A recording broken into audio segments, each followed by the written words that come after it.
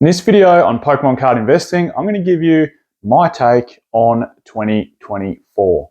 Now, 2023 was an interesting year, and I think 2024 is going to be an even more so interesting year in the Pokemon card investing world. We're going to get pretty deep into Scarlet and Violet this year. In this video, we're going to go all the way back to the Ladder Sun and Moon sets and right through the latest English set that's about to come out, Paldean Fates. I'm going to give you my take on it all. So stay tuned. Before we jump into it though, I just wanted to say if you haven't subscribed, please do so. Click the subscribe button. Thanks to everyone that has. It's great chatting to everyone in the comments. If you want a bit more of, I suppose, personalised chat in terms of some more specific advice, you can join up and become a member of the Pokeos community, I guess, for lack of a better word. That's pretty easy. Just go to the homepage and click join, and then you can shoot me an email and ask me a specific question if you joined up. Anyway, back to the video. My take on what's going to happen in 2024. What we're going to do, we're going to look at, I guess, booster box prices predominantly, and also some sets and sort of the movement of the Pokemon collecting hobby and also the movement of the Pokemon investing hobby. But let's have a look at some boxes, right?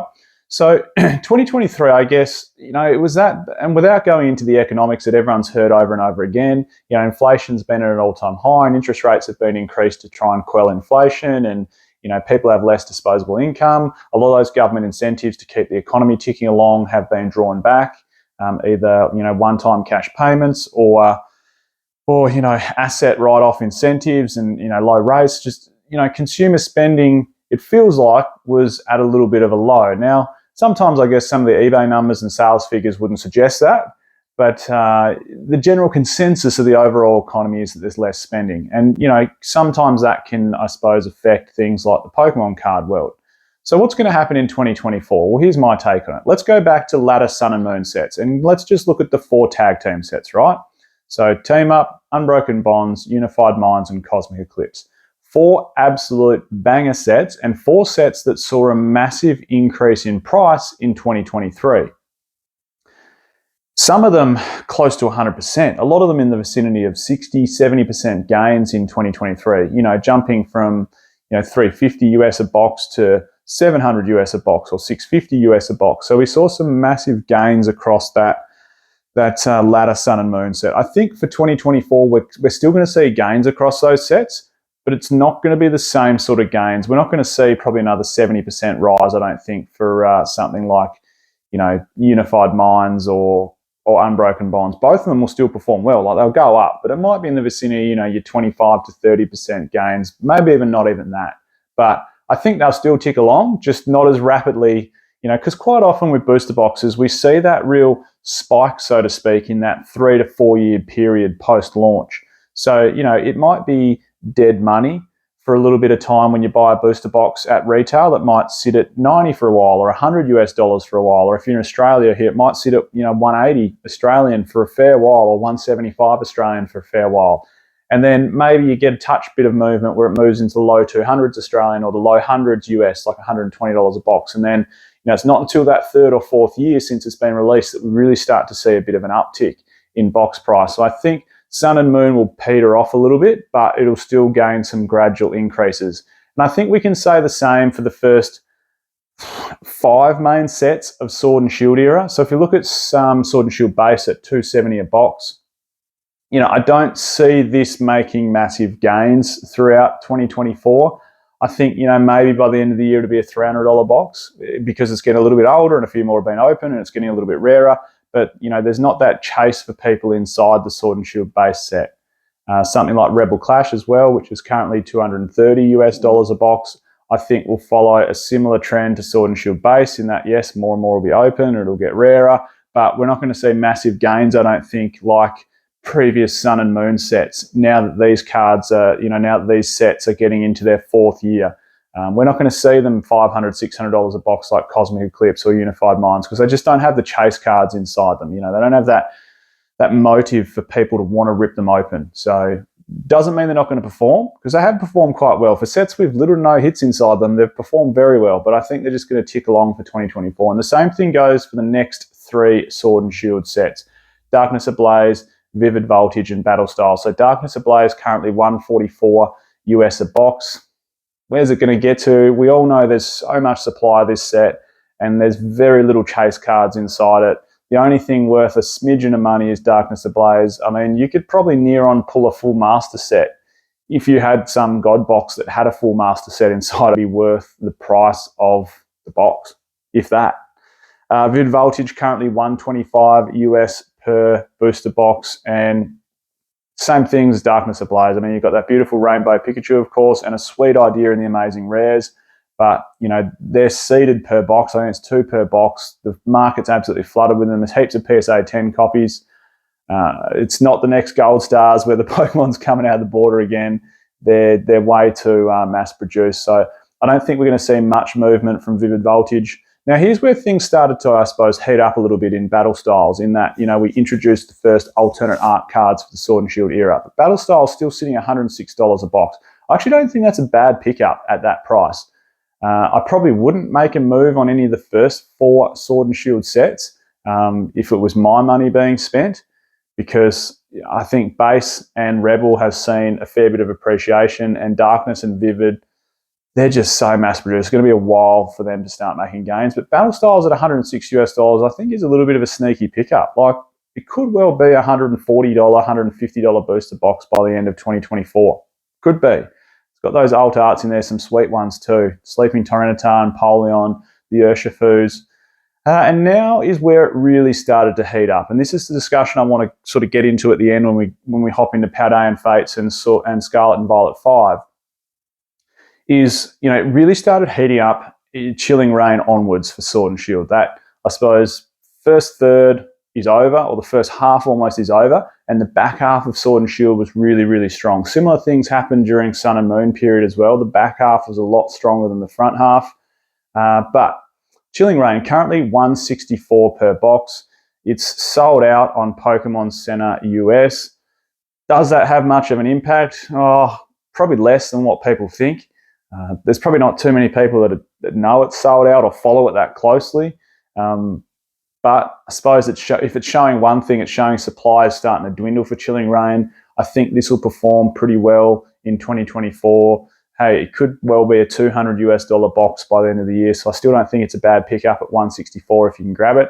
Evo Skies, $436 a box. We all know this is the best set of Sword and Shield. It has the best chase cards. What will it be come the end of 2024? I'll be incredibly surprised if it's not a $500 or $600 booster box. It's already like pushing $800 Australian, which is crazy, crazy, crazy prices. Fusion Strike, $143 US. In Australia, we can still pick it up for $175 Australian, which is about $110 US. So I've mentioned that before, that our markets are a little bit different on Fusion Strike for some reason. We must have more supply down here in Australia. If you're in Australia, it's a beautiful pickup at $175 Australian dollars, like awesome pickup. That's where I'm buying. That's what I'm buying some of. There's still plenty online though. Like, there's still stores with 40 and 50 boxes on eBay. So it's going to take a while for that supply. But, you know, maybe come August, September this year, that Fusion Strike supply will start drying up, and that $143 US box price will become, you know, $180, $190 pretty quickly. Brilliant Stars, $162. Still on Pokemon Center US though for $145. So it beats me while the market price is sitting at $162. Great set, great trainer gallery. Could do with a couple more top heavy hits. We've got that Charizard, of course, which steals the show, but $143, I don't think it's a bad pickup for 2024. It's top 4-ish Sword and Shield sets. Astral Radiance, I've said this before multiple times. This is my sneaky pickup from Sword and Shield. $128 US a box. A beautiful trainer gallery inside there, like a really, really nice trainer gallery. That Starmie V is a stellar card. I think a lot of the alts inside this set are undervalued, and I wouldn't be surprised if it's $150, $160 US box by the end of 2024, if it doesn't get reprinted. Lost Origin, $137, and Silver Tempest, $132. Very close in price, Silver Tempest and Lost Origin.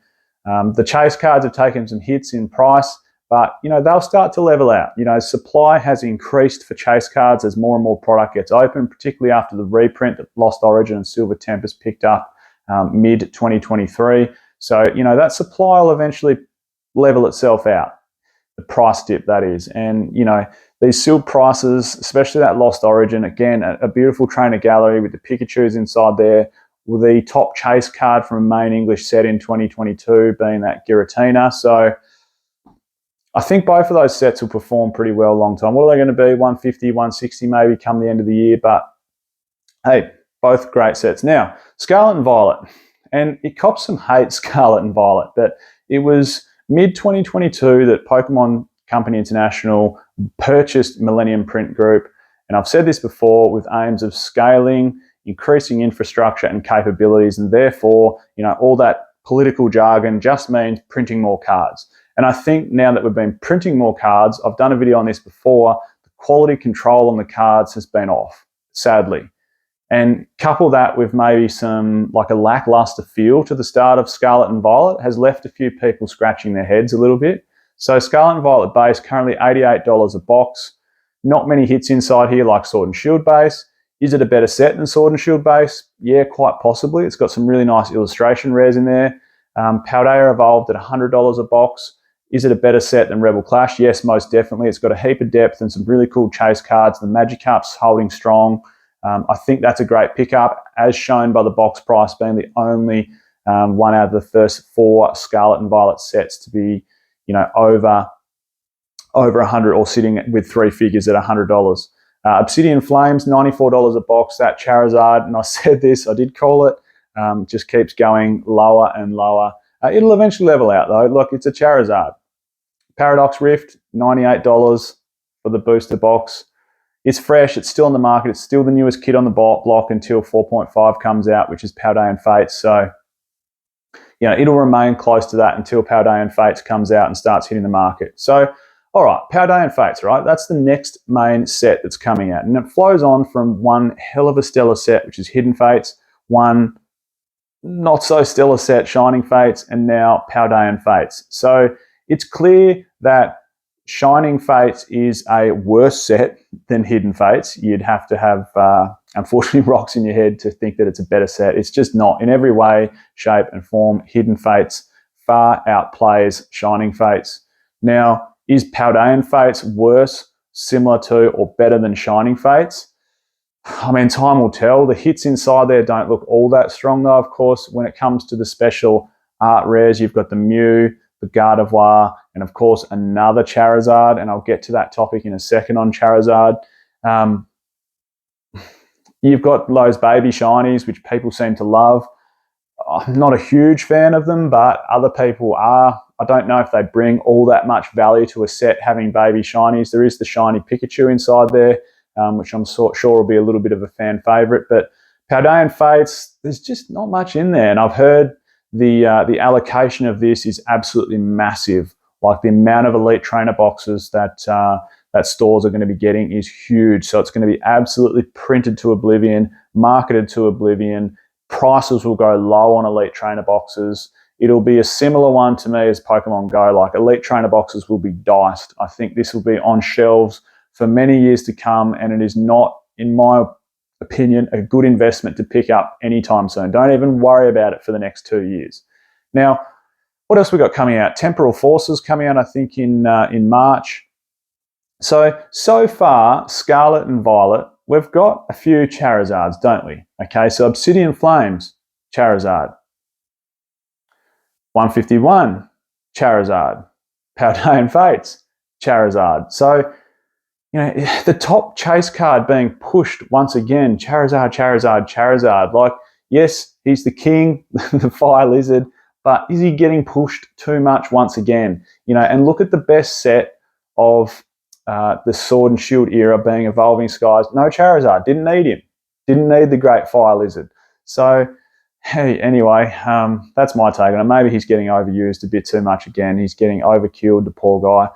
So, where to park the money? And I've said this a few times. I think 2024, the economy might still remain dicey for maybe all of 2024, maybe the first 6 months, maybe the first 9 months. Where to park money? I've said it 100 times, into Sword and Shield alt art trainer gallery sets while they're still at the price they are. Because at the 3 to 4 year mark, I think these things are going to start making some serious gains. Anyway, that's my take on 2024. I'm Michael, this is PokeOz, and I'll catch everyone next time.